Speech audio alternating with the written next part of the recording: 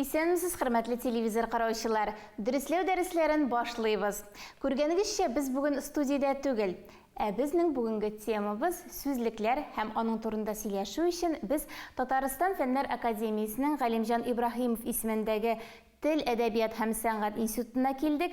Һәм безнең белгечебез даими ул үзгәрешсез. Исәнмесез, Ринат әфәнде? Хәерле көн, исәнмесез. Ринат әфәнде, тарихтан башлыйк әле. Татар телендә беренче сүзлекләр кайчан ничек барлыкка килгән алар? Сүзлекләрне гомумән алганда, аларны фәнни һәм фәнни булмаган сүзлекләр дип шартлы рәвештә бүленү бар. Фәнни сүзлекләр алар узган гасырның 20нче гасырларында гына төзелә башлый, татар теленә караганда, татар теле материалы. Менә фәнни булмаган, профессиональ булмаган дип әйтәме сүзлекләрнең тарихы шактый зур.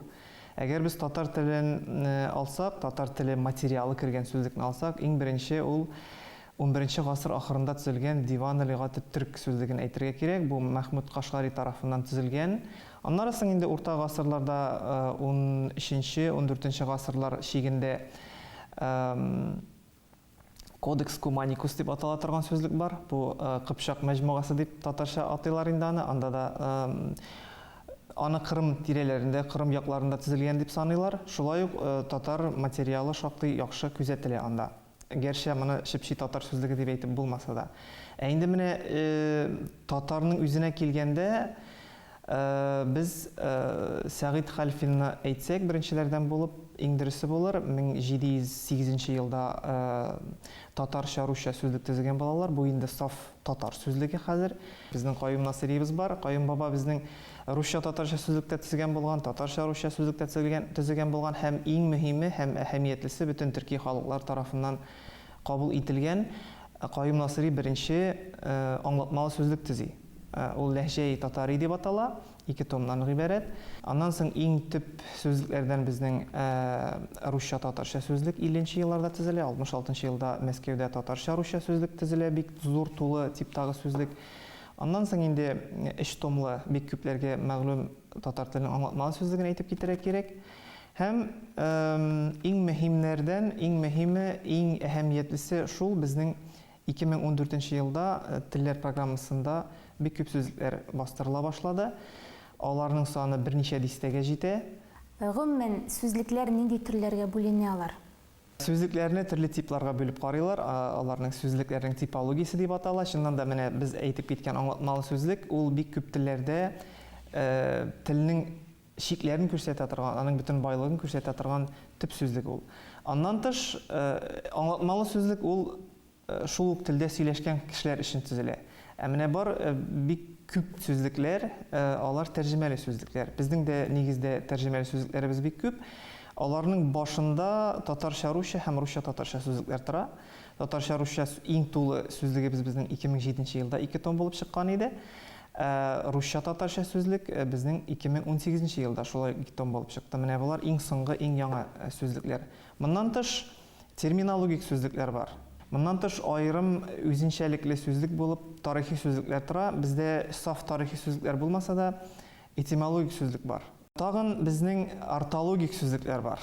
Ортологик сүзлекләр алар телнең нормасына бәйле сүзлекләр. Менә сезнең кебек журналистлар, безнең кебек филологларга аеруча, редакторларга, корректорларга кирәк сүзлекләр. Булар язуны нормалаштыра торган орфографик сүзлекләр, сөйләмне, дөрес әйтелешне көйли торган, нормасын билгели торган орфоэпик сүзлекләр һәм тагын шулар ук рәтенә кыенлыклар сүзлеге дә керә. Монда инде әйтелеш кыенлыклары да булырга мөмкин, язылыштагы төрле вариантларны күрсәткән. Менә ул безнең ортологик сүзлекләр, орфографик сүзлек. Бу без күнеккән орфографик сүзлек түгел. Гәрчә быел китап нәшриятында безнең татар теленең орфографик сүзлеге дә әзерләнеп ята. Ел ахырында біз аны кулга алырбыз дип уйлыйм. Менә бу баш хәрефтәнме, юл хәрефеннәнме дип аталган. Бу турыда без бер тапшыруда инде телгә алган идек. Менә орфоэпик сүзлегебез дә бар. 19нчы елда дөнья күрде. Бу әйткәнемчә телнең дөрес әйтелешен нормага сала торган сүзлек. Һәм шул ук типта татар теленең кыенлыклар сүзлеге бар.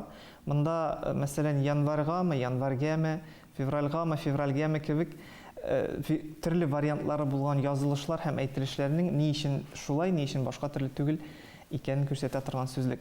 Гомумән алганда тагын бер әйбергә игътибар итәсем килә, сүзлекләрнең бөтен төрләрен, аларның тарихын һәм аларның бөтен исемлеген күрсәткән менә мондый безнең татар лексикологиясе дигән күп томлыгыбыз чыкты. 3 томнан тора ул. Шуның 3нче томының 2нче кисәге нәкъ сүзлекләргә багышланган. Менә монда әйткән бөтен мәгълүмат та бар. Төрле сүзлекләрдә капма-каршылык еш очрыймы ул? Ниндидер фәнни карашлар үзгәрүе яки дөньяның үзгәрүе сәбәпле кайбер язылышларга үзгәрешләр кирергә мөмкин. Шулай булгач, яңа сүзлекләрдә иске сүзлекләргә капма-каршы язылышлар да була ала.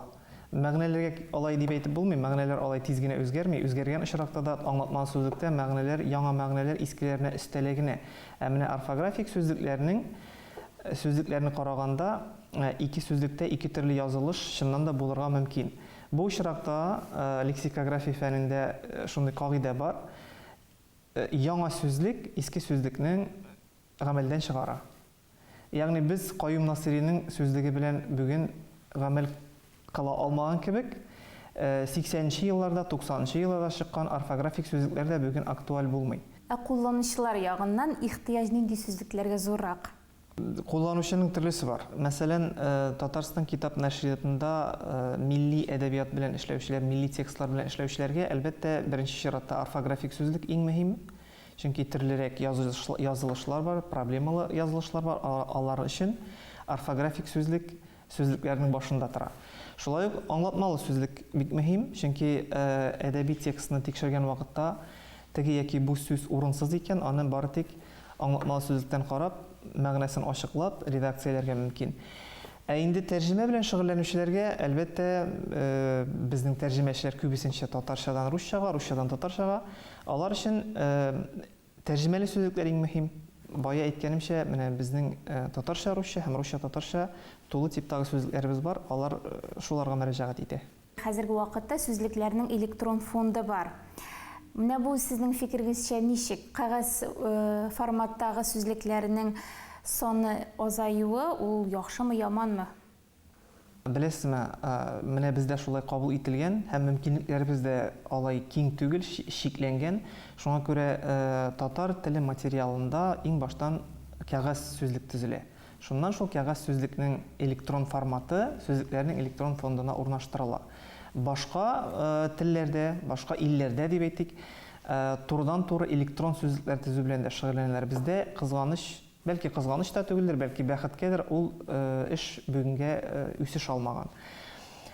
Электрон формат отышлы яклары күп дип саныйм мин аның, чөнки кагаз варианты барып җитмәгән урыннарда яшьләр өчен аеруча электрон сүзлекләр киңрәк файдаланыла. Без аны бүген дә күрәбез. Безнең мәсәлән сүзлекләрнең электрон фондында санагыч тора һәм ул вакыт үткән саен андагы кулланучылар арта. Кагаз сүзлекләрнең куллануын без күрә алмыйбыз. Китапханәләрдә аларны алучы бармы, юкмы? Гәрчә мин кагаз сүзлекләрне кирәкми дип һич кенә дә әйтә алмыйм. Аларның үзләренең уңай яклары бар. Кагаз сүзлекләрдән сүзләрне бер юлы карау мөмкинлеге бар, бер биттәге сүзләрне күрү, мисалларны ачыграк күрү, чагыштыру мөмкинлекләре. Шул ук вакытта барыбер электрон сүзлекләрне мин бер баш кеше югарырак куйыр идем. Сәхифәбез традицияләренә тугры калып инде бу юлы да. Ринат әфәнде, нинди гыйбарәне аңлатып китерсез икән бу юлы? Бу юлы балта биреп шешле алу дигән фразеологизмга тукталасым килә. Бәлки моны күпләр ишетеп тә белмидер, ләкин фразеологизмнарның шундый бик кызык ягы бар. Анда телдән төшеп калган сүзләр сакланырга мөмкин. Балта биреп шешле алу дигәнне без аңлыйбыз инде, ниндидер бер кирәкле әйберне биреп, кирәксезрәк әйбер алу кебек. Ләкин мәсәлән шешле нәрсә ул? Менә безнең буын белми, чөнки без бүген чабатадан йөрмибез. Шешле ул балта кебек үк шундый ук бер корал, ләкин чабата үргәндә менә бу юкәләрне кирәкле урыннарга тыгып җибәреп кыстыру өчен кирәк булган яссы без кебегрәк балта белән чагыштырганда бик кичкенә һәм бәясе ягыннан әлбәттә отышсызрак булып чыга. Шуңа күрә балта биреп шешле алу ул инде файдасыз алмашу зур бер әйбер биреп, аның урынына бер кичкенә әйбер алу дигән мәгънәгә туры килә. Хөрмәтле телевизор караучылары, дәресләү дәресләре шушының белән тамам. Без бүген сүзлекләр турында сөйләштек. Никадәр генә үзебезне акыллыга санасак та, фәнни яктан исбатланган, расланган һәм кагыйдә буларак кабул ителгән чыганакларга игътибар итсәк иде. Киләсе очрашуларга кадәр.